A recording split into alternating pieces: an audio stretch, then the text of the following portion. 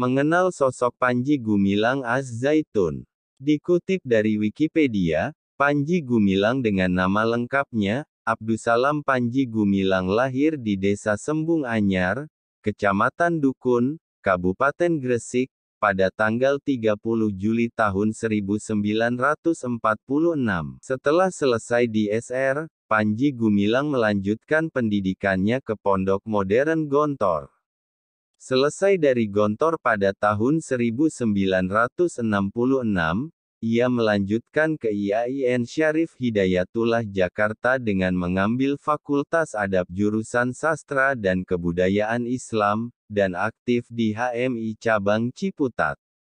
Pada tanggal 24 Mei tahun 2003 ia dianugerahi gelar Doktor Honoris Causa bidang Manajemen, Education and Human Resources oleh IMCA International Management Centres Association, Revans University, Universitas Action Learning yang berbasis di Buckingham, Inggris dan Amerika Serikat. Dalam beberapa terbitan, nama Panji Gumilang kerap dikaitkan dengan Gerakan Darul Islam NIIKW 9. Gerakan ini dipimpin oleh Abu Toto, diduga nama alias Panji Gumilang. Mazhabku adalah Bung Karno. Bersumber dari Kompasiana.com. Dalam sebuah zikir Jumat yang diadakan di Al-Zaitun pada Jumat tanggal 28 April tahun 2023, pimpinan Ponpes Al-Zaitun mengatakan bahwa mazhab yang digunakan di Al-Zaitun adalah mazhab Soekarno. Mazhab itu Haji Ahmad Soekarno dalam bidang pembaharuan. Jenderal Besar Soeharto dalam bidang pembangunan. Pria yang kerap dipanggil Syai ini mengungkapkan alasan kenapa Soekarno menjadi rujukannya selama ini. Dia bercerita awal mula berjabat tangan dengan Soekarno saat dirinya masih duduk di bangku SD atau sekolah rakyat pada zaman itu. Soekarno kala itu mengunjungi Gresik guna meresmikan pabrik semen Gresik. Panji Gumilang kecil mengagumi Soekarno. Salah satu bentuk kekaguman Panji kepada Soekarno yakni dengan melahap habis buku-buku Soekarno seperti buku berjudul Di Bawah Bendera Revolusi. Di buku inilah Syai bergumul dan berselancar serta berdialog gagasan-gagasan revolusioner Soekarno termasuk soal Islam. Menurut Ketua Muslimat Jabar, Haja Ela Giri Komala, pihak MUI Jabar termasuk MUI Pusat harus bereaksi dengan praktik ibadah di pesantren Az-Zaitun karena sudah menyimpang.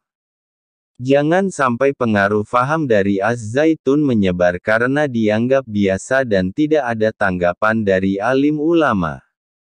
Praktik ibadah harus diluruskan sesuai dengan 4 mazhab yang benar bukan mazhab Soekarno seperti klaim Panji Gumilang, katanya.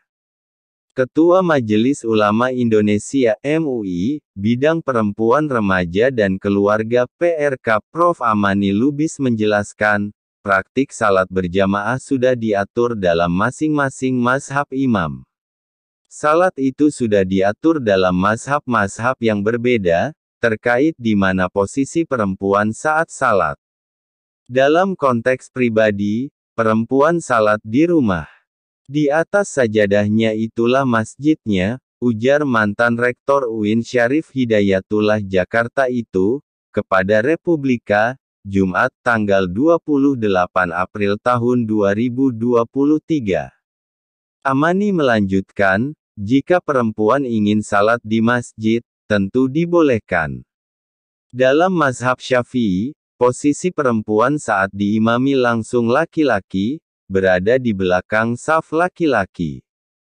Ketentuan ini berlaku baik saat melaksanakan sholat berjamaah bersama keluarga di rumah maupun ketika di masjid. Seiring dengan perkembangan zaman, jelas Amani, posisi perempuan saat melaksanakan salat berjamaah ada di sebelah laki-laki, tetapi dengan ada pemisah. Inilah yang dilakukan di Masjid Nasional Masjid Istiqlal dan dibolehkan oleh sebagian ulama. Yang tidak boleh itu adalah bercampurnya laki-laki dan perempuan di dalam masjid, bersebelah-sebelahan, selang-seling. Ini namanya kacau. Dari berita yang beredar itu, bahwa satu perempuan ada di saf depan dan katanya untuk memuliakan perempuan, ini bukan alasan, kata dia. Prof. Amani Lubis, Ketua MUI Bidang Perempuan, Remaja dan Keluarga menekankan, ajaran Islam ada untuk memuliakan perempuan dan laki-laki. Seluruh manusia dimuliakan dengan ajaran agama Islam yang benar. Karena itu, tidak perlu berpikir bahwa jika perempuan bermakmum di belakang saf laki-laki berarti tidak memuliakan perempuan. Tidak perlu dibandingkan kalau perempuan bermakmum di belakang berarti dipinggirkan atau dibelakangkan. Kita tidak perlu berpikir seperti itu. Untuk itu, perempuan tetap menjadi makmum dan ada di belakang saf laki-laki, tuturnya. Amani juga menyampaikan soal bagaimana bentuk pemuliaan terhadap perempuan. Dia mengatakan, perempuan harus sadar akan diri dan posisinya. Pemuliaan terhadap perempuan adalah ketika perempuan menghormati dirinya sendiri dan tahu posisinya, ujarnya. Muslimat Nahdlatul Ulama meminta agar pihak Mahat Al-Zaitun melakukan penghormatan kepada wanita dengan tidak melenceng dari tata cara yang diajarkan Nabi Muhammad. Dia menegaskan, Rasulullah sangat menghormati martabat perempuan, tetapi memberikan panduan tata cara salat berjamaah jika kaum perempuan berada di belakang saf laki-laki. Bentuk penghormatan kepada perempuan ketika salat berjamaah, ya, seperti yang Nabi lakukan. Karena ini ibadah formal, ya, jangan ditambah atau dikurangi, ujar Ketua Pimpinan Pusat PP, Muslimat NU Mursyidah Tahir kepada Republika, Jumat, tanggal 28 April tahun 2023. Menurut Mursyidah, tata cara salat berjamaah yang diajarkan Nabi Muhammad yakni barisan pertama diisi oleh jamaah laki-laki dewasa dan barisan di belakangnya adalah jamaah anak laki-laki, kemudian selanjutnya jamaah anak perempuan.